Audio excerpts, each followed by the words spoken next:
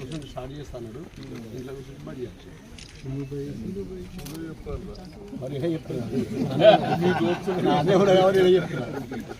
Gate కాడ కూర్చొని start చేపిస్తాను ఇంట్లో కూర్చొని పని చేస్తాను అంటే గేట్ కాడ రాను కూర్చొని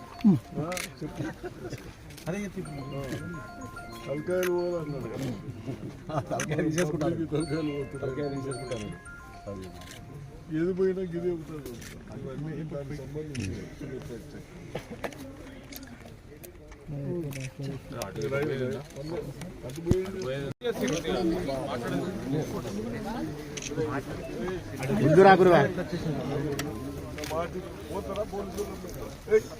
అందరు కొంచెం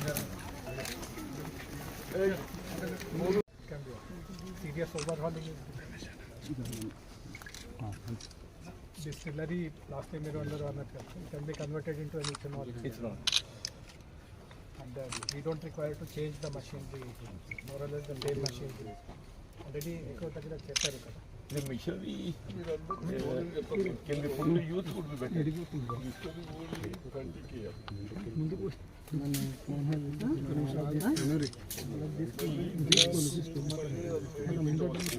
కమిషన్ మాగూడా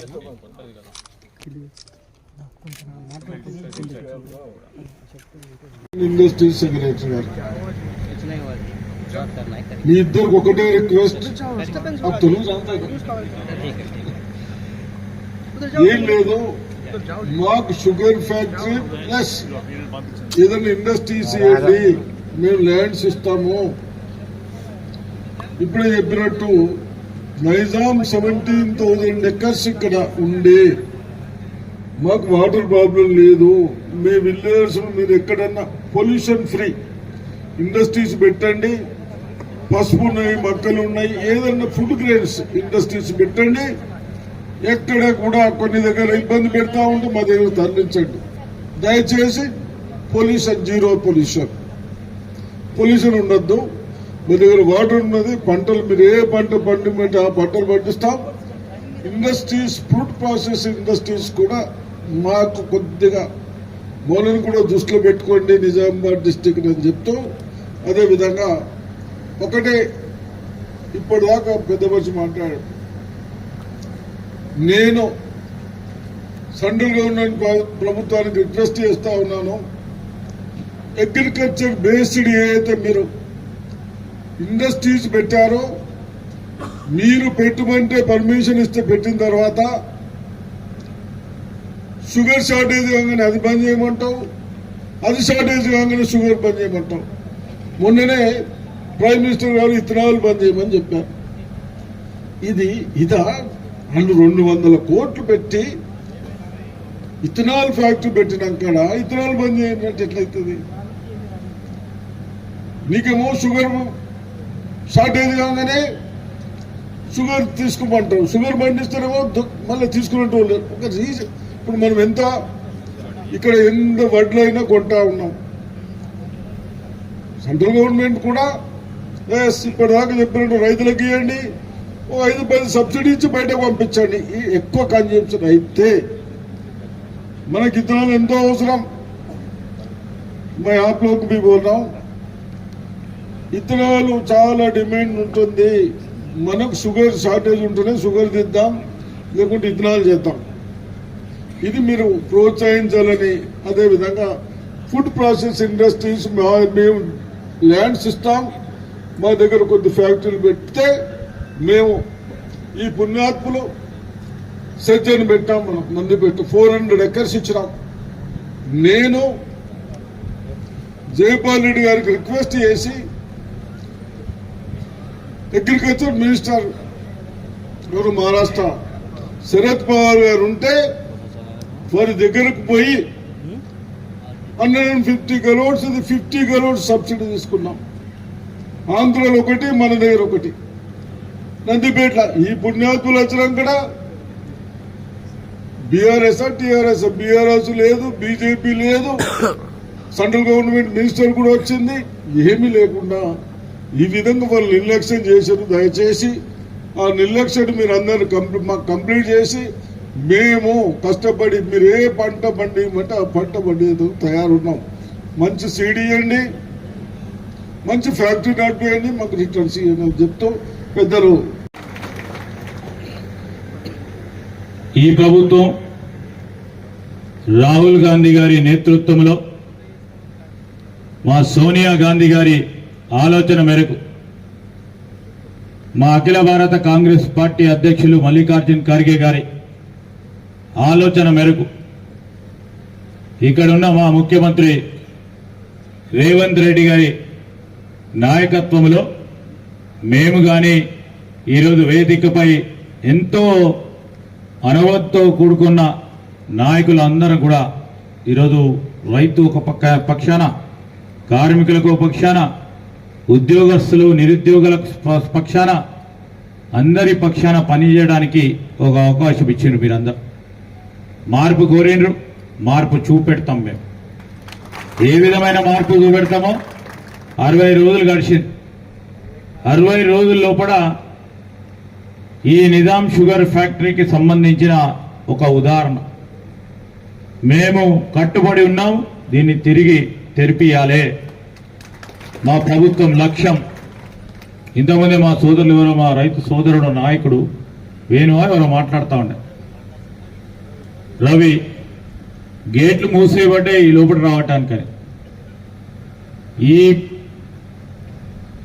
కార్మికుల పక్షాన కానీ రైతుల పక్షాన కానీ మేము కూడా ఎప్పుడైనా పరిశ్రమలకు సంబంధించి కానీ ప్రజలకు సంబంధించిన సంక్షేమం అభివృద్ధి విషయంలో అందరినీ ఆహ్వానం పలుకుతాం. దాంట్లోనే గేట్లు ఓపెన్ చేసినాం.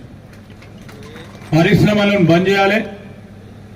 రైతు సంక్షేమానికి వ్యతిరేకం, ప్రజా సంక్షేమానికి వ్యతిరేకం ఉన్న వాళ్లకు గేట్లు బంద్ చేస్తాం రేపు పొద్దుగాల కూడా. ఇదే మా ఖచ్చితమైన నిర్ణయం. పని చేయాలి, సంక్షేమం గురించి ఆలోచన చేసిన వారికి కుల్లా ఉంటాయి గేట్లు.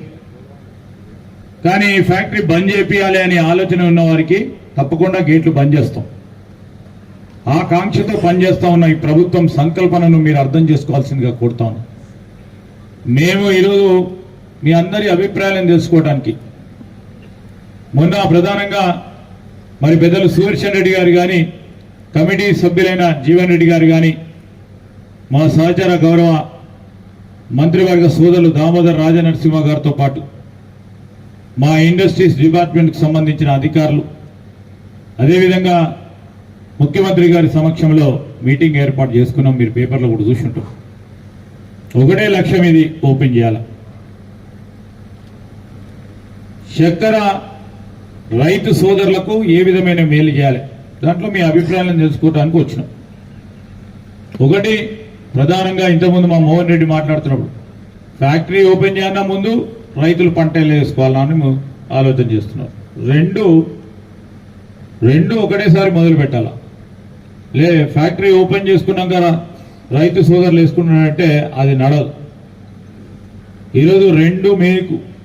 ఈరోజు పరిశ్రమకు సంబంధించి మీరు నమ్మకం కుదిరియాలి, వారి నమ్మకం గురించి పరిశ్రమలను కూడా తీసుకొచ్చే ప్రయత్నం చేయాలి. రేపు నిజాం షుగర్ ఫ్యాక్టరీకి సంబంధించి ఆ రోజు రత్నాకర్ రావు గారి ఆధ్వర్యంలో వేసిన కమిటీలో సుదర్శన్ రెడ్డి గారు కూడా సభ్యులు అవరు. వారు ఒకటే ఇచ్చారు, నిజాం షుగర్ ఫ్యాక్టరీకి సంబంధించి ఖచ్చితంగా ప్రభుత్వ పరంగానే నడిపిస్తామని 2014లో చెప్పినాం. మా మాట నమ్మలే మీరు, ఎవరినో నమ్మిండ్రు. ఒక సంవత్సరం నడిచింది, 3 నెలలు 4 నెలలు నడిచిండు, మళ్ళీ బంద్ చేసిండు. 2018లో వచ్చినాం మనం. అప్పుడన్నా చూస్తే బాగుంటుండే, అప్పుడు కూడా చూడలే. బాగా నమ్మకం, మీకు బాగా ఓపిక ఉన్నట్టుండి 10 సంవత్సరాలు వేచి చూసిండు. 10 సంవత్సరాలు రైతు వేచి చూస్తుంటే ఇంకో ప్రక్కన టీఆర్ఎస్ వాళ్ళు ఏమంటారు, మొన్న 30 రోజులు గడవకముందే ఏమైనా మీరు ఇచ్చిన హామీలు నిలబెట్టలే అంటారు. వారి వైఖరి ఆ విధంగా ఉంటే మా వైఖరి ఏముంది? ఇప్పటికే 6 గ్యారంటీల్లో 2 ప్రధానమైన అంశాలని ప్రజల వద్దకు తీసుకెళ్ళాం, అమలు చేసినాం. ఎప్పుడు లేని విధంగా నిన్న నేను ముఖ్యమంత్రి అక్కడికి వెళ్ళినాం. సమ్మక్క సారలమ్మ జాతరకు పోయినాం. ఆ జాతరల మహిళా సోదరులందరూ ఏమన్నారంటే, ఈసారి మేము ప్రత్యేకంగా వచ్చినాం, మాకు ఉచితంగా బస్సు ప్రయాణం కలిగిస్తే ఈసారి గతసారి కంటే 2 సంవత్సరాలు జరిగిన జాతర కంటే 25% మంది మహిళా సోదరి మనులు వచ్చారు. అది కనబడతలేరు, ఈ టీఆర్ఎస్ వాళ్ళకి అది కనబడతలేదు. ఏమైందంటే బస్సులు పెరగలేదు అంటున్నారు. బస్సులు కొనుక్కొని పెట్టే కార్యక్రమంలో కార్యాచరణలో ఈరోజు మొత్తం ఖజానా ఖాళీ చేసిపోయినారు. ఏం చేయమంటారు? మెల్లమెల్లగా దాన్ని క్రమశిక్షణతో ముందుకు నడిపించే ప్రయత్నం చేస్తూ ఉన్నాం. మీ అందరికీ ఇచ్చిన ప్రతి మాట నిలబెట్టే ప్రయత్నంలో దాంతోపాటు ఈరోజు రాజీవ్ ఆరోగ్యశ్రీ 10 లక్షల రూపాయల వరకు పెంచి ఈరోజు పేదవాడి ఆరోగ్య భద్రత విషయంలో ప్రతి జిల్లాల ఇప్పుడు మా కలెక్టర్ గారు చెప్పవాడు చెప్తాడు ఎన్ని ఆపరేషన్లు రాజీవ్ ఆరోగ్యశ్రీ కింద అయిందని. వందలాది మందికి ఉపయోగపడే కార్యక్రమం జరుగుతోంది. ఏం చేస్తున్నారని అడుగుతున్నారు. అట్లనే మాట్లాడుకుంటూ పోండి అని చెప్పినాం. 27వ తారీఖు నాడు మా నాయకురాలు ప్రియాంక గారి చేతుల మీదుగా మరో 2 పథకాలను కూడా మొదలు పెడతా ఉన్నాం. 500 రూపాయలకే గ్యాస్ సిలిండర్ తో పాటు ఈరోజు 200 యూనిట్ల వరకు ఉచిత కరెంట్ ఇచ్చే కార్యక్రమాన్ని 22వ తారీఖు నాడు మార్చి 1 నుంచి ఈ 200 యూనిట్లు వాడుకునేవారు ఎవ్వరు కరెంటు బిల్లు కట్టనక్కర్లేదు. ఈ 3 నెలలలో చేసిన పని కాంగ్రెస్ పార్టీ. దాంట్లో భాగంలోనే మేమందరం కూడా కూర్చొని నిజాం షుగర్ ఫ్యాక్టరీకి సంబంధించిన అంశం విషయంలో మనం ఏం చేయాలి, ఏం కసరత్తు చేయాలి, ప్రజల నుంచి వచ్చే ఆలోచన ఏంది, దాన్ని తీసుకునే ప్రయత్నంలో మేమందరం వచ్చినాం ఇక్కడికి. ఆ వచ్చిన క్రమంలో వస్తూ పెద్దలు సుదర్శన్ రెడ్డి గారు అనేక సమస్యలను కానీ వారికి ఉన్న అనుభవం రీత్యా ఏ విధంగా చేస్తే బాగుంటుందని 3.5 గంటల పాటు ఇదే చెప్పిండు. వారికి ఉన్న ఆలోచన మేరకు కానీ ఒకటే, వారికి ఇక్కడ ఉన్న ఆలోచన ఏంది, దీన్ని ఎట్లయినా తెరిపియాలి, రైతులకు మేలు చేసే కార్యక్రమం చేయాలి. ఆ కార్యక్రమ భాగంలో ఏం చేస్తే బాగుంటుందని మనం ఆలోచన తీసుకుందామని చెప్పి మీ ఆలోచన భాగంలోనే అన్ని కూడా మా అధికారులందరూ కూడా నోట్ చేసుకుంటున్నారు. క్రమేణా మనం ఏం చేయాలి, ఈ నష్టపరిచిన టీఆర్ఎస్ పార్టీ ప్రభుత్వం ఇక్కడ ఉన్నది మొత్తం అడ్డగోలుగా ఇష్టరాజ్యంగా నిర్ణయాల వల్ల ఈరోజు బంద్ అయింది. బంద్ అయిన కారణానికి సంబంధించిన అంశం విషయంలో మనం సూచనలు తీసుకొని ముందుకు పోవాలి. ఇంతకుముందే పెద్దలు చెప్పారు, మనం నిపుణులైన వారితోని ఆలోచన చేయకుంటే ఏమవుతుంది, కాళేశ్వరం అవుతుంది. అవుతుందా కదా? అట్లాంటిది కావద్దు. మళ్ళా అని ఆలోచన చేద్దాం నిపుణులతోని. ఆ నిపుణులతో కూర్చొని ఏం చేస్తే బాగుంటుంది. మీరు చెప్పారు ఈరోజు మొత్తం కోఆపరేటివ్ కింద తీసుకోవాలని ఒక ఆలోచన ఇచ్చారు. ఇంకొంతమంది మాకు ఏదైనా సరే ప్రైవేట్ రంగం అయినా సరే ఖచ్చితంగా కఠినంగా నడిపించేటోడు కావాలని కొంతమంది చెప్పారు. కొంతమంది ప్రభుత్వ పరంగా ముందుకు నడపాలని కొంతమంది చెప్పారు. ఇవన్నిటిని కూడా సమాలోచన చేసుకుందాం. మనం ఆలోచన చేసుకొని ఒక నిర్ణయం తీసుకుందాం. ఆఖరికి కావాల్సింది మీరందరూ అనుకున్నట్టు మేము ఆ రోజు నేను మేనిఫెస్టో కమిటీ చైర్మన్గా ఉంటే కాంగ్రెస్ పార్టీ పరంగా పిసిసి అధ్యక్షులు వచ్చి ఇక్కడ చెప్పారు, డెఫినెట్లీ నిజాం షుగర్ ఫ్యాక్టరీని ఓపెన్ చేపిస్తామని సుదర్శన్ రెడ్డి గారు కూడా చెప్పిండు. ఈరోజు ప్రతి సందర్భంలో మీరు చూస్తూనే ఉంటారు, జీవన్ రెడ్డి గారు అనేక సందర్భంలో ఈ చక్కెర ఫ్యాక్టరీ గురించి చెప్తూ ఒక 15 సార్లు 16 సార్లు నేను స్వయాన చూసిన. ఆఖరికి ఏమన్నాడు అప్పుడు ఉన్న ముఖ్యమంత్రి, ఇక కేసీఆర్ గారు ఏమన్నారంటే ఇక జీవన్ రెడ్డి గారికి అప్పచెప్తే ఆయన్నే ఓపెన్ చేయమని అన్నాడు. అంత దూరం వరకు కూడా పోయింది. ఈ సందర్భంలో చెప్తా ఉన్నాం, మీరందరూ ఏమైతే ఆలోచన చేస్తూ ఉన్నారో ఎట్టి పరిస్థితుల్లో ఈ చక్కెర ఫ్యాక్టరీ ఓపెన్ చేయాలి. ఈ ఓపెన్ చేస్తున్న సందర్భంలో ఏమైందో మీ అందరికీ తెలుసు, నేను చెప్పనక్కర్లేదు. ఈ చక్కెర ఫ్యాక్టరీకి సంబంధించి వారితోని అనుబంధం ఉన్న ఈ రైతు సోదరులకు ఇంతవరకు మరి ఫ్యాక్టరీ ఎందుకు ఇబ్బంది పడ్డది, ఎన్ని లోన్లు ఉన్నాయి దీనిపైన, ఈ లోన్లకు సంబంధించి దాన్ని అధిగమించాలంటే ప్రభుత్వం ఏం చేయాలి, ముందుకు ఏ విధంగా తీసుకెళ్లాలి. ఫస్ట్ మొదటిగా అడుగుంది మొత్తం మన ఎంత మీ ఎక్కడ కూడా లేదు, మొత్తం ఫ్యాక్టరీ బ్యాంకులలో ఉంది మీ భూములతో పాటు. అన్ని పెట్టేసారు వాళ్ళు. టీఆర్ఎస్ వాళ్ళ నాయకత్వంలో అన్ని తీసుకుపోయి పెట్టారు. దాన్ని అధిగమించాలి ప్రభుత్వం. దాని తర్వాత ఇంతకుముందు పెద్దలు చెప్పినట్టు వంగడాలకు సంబంధించి దాని ఈళ్లు పెంచే కార్యక్రమంలో సూర్యశన్ రెడ్డి గారు చెప్పారు. ఆ ఈళ్లు పెంచితే తప్ప వయబిలిటీ రాదు. అంటే దానికి ఆ వయబిలిటీ పెంచితే తప్ప, ఇంతకుముందు ఉత్తరప్రదేశ్కి సంబంధించిన కొన్ని వంగడాలకు సంబంధించిన అంశం చెప్పింది. దాన్ని ఏ విధంగా ముందుకు తీసుకెళ్లే ప్రయత్నంలో మేము చెప్తా ఉన్నాం పెద్దలకి, కమిటీ సభ్యులను కూడా మరొకసారి కూర్చొని వ్యవసాయానికి సంబంధించిన మా వ్యవసాయ మంత్రి గారితో పాటు వ్యవసాయ నిపుణులతో కూడా కమిటీకి కూర్చొని దానికి సంబంధించి మరి ఏ ప్రత్యామ్నాయ వంగడాలను ఏ విధంగా మరి రైతులకు అందించే కార్యక్రమం చేయాలని కూడా తప్పకుండా ఆలోచన చేస్తాం. ఎందుకంటే ఫ్యాక్టరీ నడిపేది ఉంది. ఫ్యాక్టరీ నడిపేటోళ్లకు ప్రభుత్వం కానీ ప్రైవేట్ కానీ సహకార సంఘం కానీ 1, 2, 3 రూపాయలు లాభం లేకుండా ఉంటే నడు. సో ఆ లాభాల దిశలో పరిశ్రమను నడిపించాలి. దాని ఫలితం మీ అందరికీ అందించే ప్రయత్నంలో మంచి సలహా సూచనలు తీసుకొని ముందుకెళ్లే ప్రయత్నం చేస్తాం. దాంట్లో ఎక్కడ కూడా ఇబ్బంది రాదు.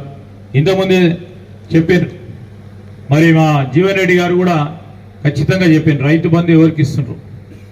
రైతు బంధుకు సంబంధించి గుట్టలకు, అదేవిధంగా ఎక్కడెక్కడైతే ఇల్లు కట్టుకుంటున్నారో అది వ్యవసాయ భూమిగా చూపెట్టి వారు కూడా తీసుకున్నారు. రియల్ ఎస్టేట్ వ్యాపారులకు అందరికీ అందజేస్తున్నారు, బంద్ చేయాలంటున్నారు. రైతులు కూడా అదే కోరుకుంటున్నారు అని చెప్తున్నారు.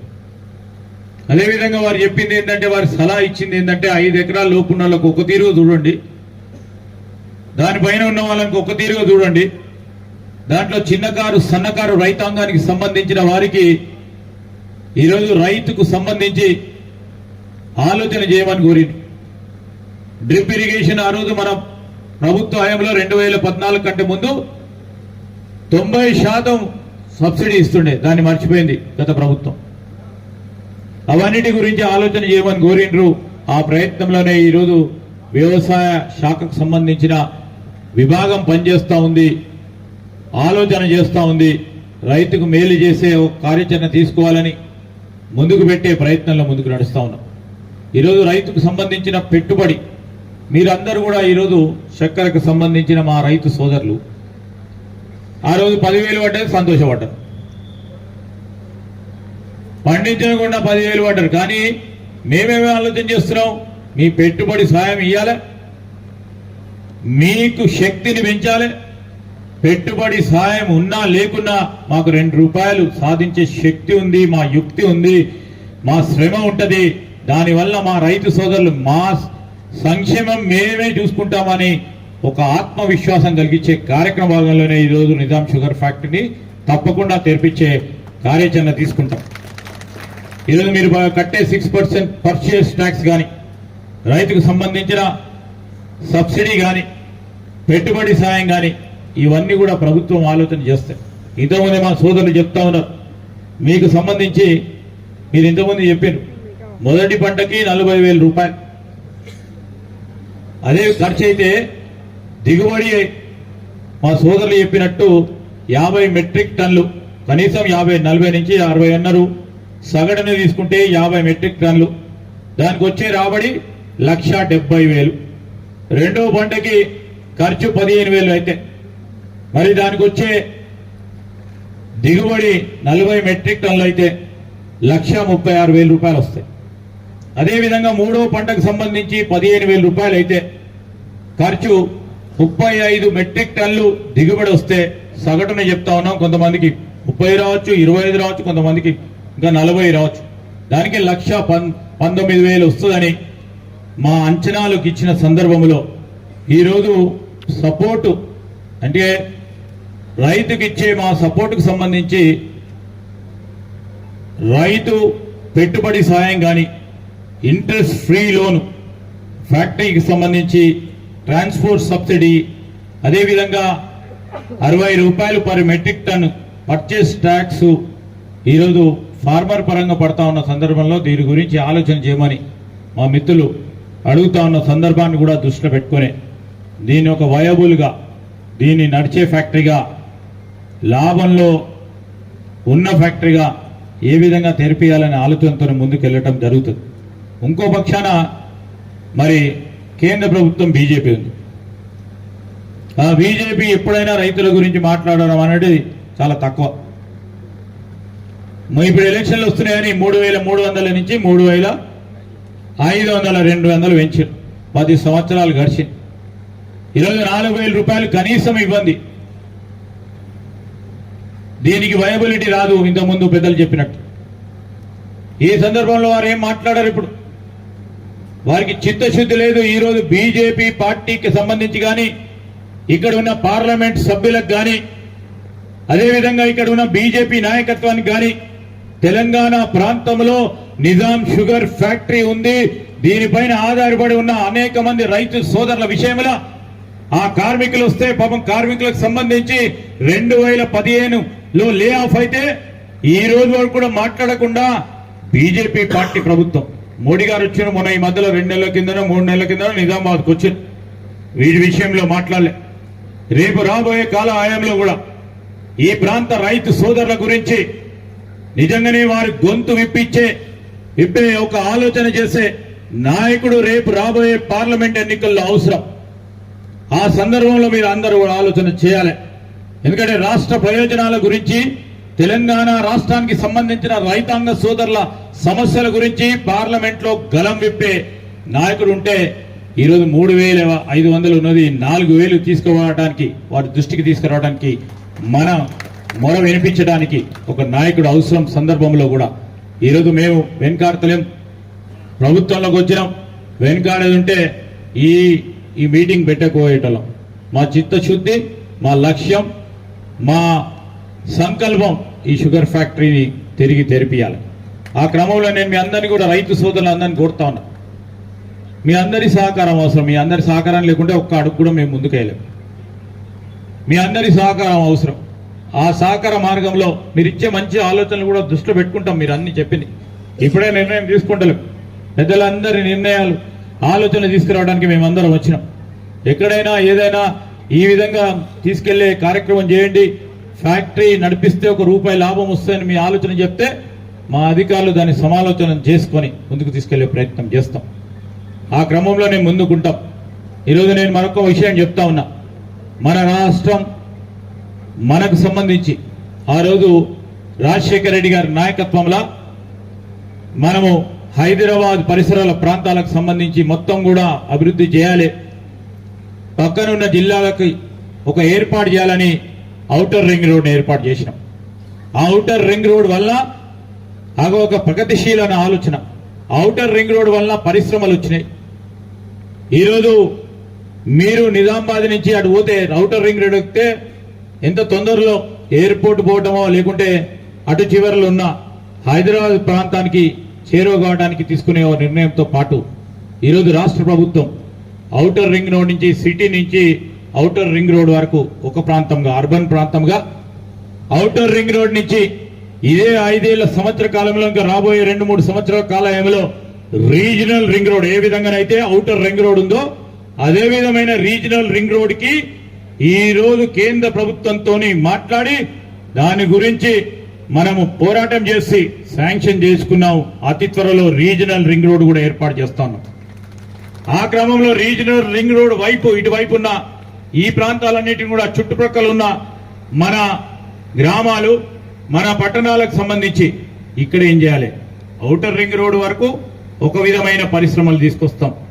సాఫ్ట్వేర్ కానీ, ఈరోజు పొల్యూషన్, కాలుష్యం లేని పరిశ్రమలతో పాటు ఔటర్ రింగ్ రోడ్ నుంచి రీజనల్ రింగ్ రోడ్ వరకు ఇంకా పెద్ద పరిశ్రమలను తీసుకురావడానికి ఆలోచన చేస్తే, ఇంతకుముందు మా సుదర్శన్ రెడ్డి గారు కానీ వారు కోరినట్టు రీజనల్ రింగ్ రైట్ వైపున్న ఈ గ్రామాలు, ఈ పట్టణాలకు సంబంధించి వ్యవసాయ ఉత్పత్తులకు సంబంధించి విలువ ఆధారితమైన పరిశ్రమలను తీసుకొచ్చే ప్రయత్నంలో ప్రాసెసింగ్ ప్లాంట్లు, ఈరోజు ఈ ప్రాంతాల్లో పండించే పంటకి సంబంధించి ఆ రైతు సోదరులకు ఉపయోగపడే ప్రాసెసింగ్ యూనిట్స్, ఇక్కడ పండించిన ప్రతి పంటకు ఇంకో 2 అడుగులు ప్రభుత్వ పరంగా ప్రోత్సాహం చేపించి ఇక్కడ చిన్న పరిశ్రమలు కానీ, రేపు రాబోయే కాలంలో స్మూక్ష మధ్యతర పరిశ్రమలకు సంబంధించి ఒక పాలసీ విధానాన్ని తీసుకొస్తున్నాం. 10 సంవత్సరాల కాలం పాటు ఎవరైనా చిన్నవాడు లేకుంటే రైతు సోదరులు